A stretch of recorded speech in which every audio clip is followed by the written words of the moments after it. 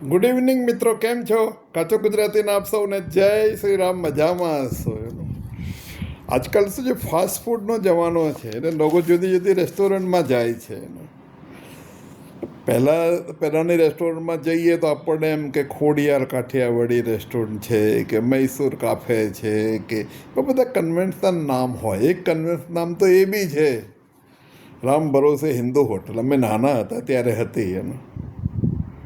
આજકાલ બધા નવા નામ છે, પણ નવા નામના જે અર્થ છે ને એકદમ દેશી છે. એ દેશી નામ જો તમે બોલો તો એવા નામની રેસ્ટોરન્ટ કોઈ પાડે બી નહીં એવું નામ. પણ એનું અંગ્રેજીકરણ કરીએ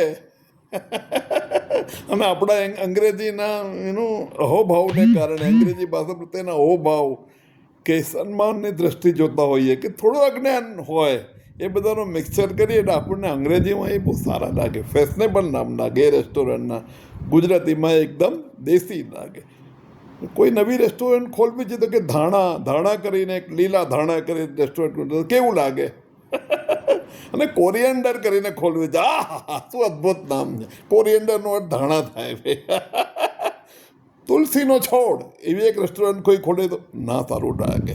પણ બેકન બેઝિલ પીઝા, બેઝિલ એટલે તુલસીનો છોડ, કેટલી જોરદાર નામ લાગે છે, લેટેસ્ટ એકદમ. સેન્ડવિચ કરીને કોઈ ખોલે તો કેવી લાગે. પણ પેપિટો કરીને ખોલે તો પેપિટો, વાવ, સ્પેનિશ નામ છે. એનો અર્થ સેન્ડવિચ જ થાય છે, બીજું કંઈ નહીં. જૈતુન અને ઉકાળો, ઉકાળો. એક જમાનામાં ચા ને કોફી નહીં પીનારા લોકો ઉકાળો પીતા હતા. જૈતુન અને ઉકાળો એટલે બીજું કંઈ નહીં, ઓલિવ એન્ડ બ્રુ, મરી, પીપર, ખાંડ અને મસાલા, એવું તમે રેસ્ટોરન્ટનું નામ નાખો તો કેવું લાગે. પણ સુગર એન્ડ સ્પાઇસ નાખો તો ચાલી જાય નહીં, અદ્ભુત દોડી બી જાય. લાલ મરચું કહો તો કેવું લાગે. રિયલ પેપરિકા, અદ્ભુત, વાહ વાહ વાહ વાહ વાહ. એક નામ બધા જોરદાર છે. એનું નાળિયેરનું વન કે નાળિયેરની વાડી, એવું તો શું કહેવાય, એવું ના ચાલે ભાઈ. કોવલમ કહીએ તો કોવલમ જોરદાર નામ છે, સોબર નામ છે, સોફ્ટ નામ છે, ગમે એનું. પણ એનો અર્થ નાળિયેરની વાડી જ થાય કે નાળિયેરનું વન થાય. કેસર પિસ્તા એટલે કે સેફ્રોન ચાલે. ગરમ તેલમાં છમ અવાજ સાથે રાંધેલો ખોરાક, એવું લખો તો શું આવે. પણ અંગ્રેજીમાં લખો સિઝલર. એક ડિશ બી છે ને, સિઝલર રેસ્ટોરન્ટનું નામ પણ હોય છે. ઉપરનો પોપડો, કેવું વિચિત્ર લાગે.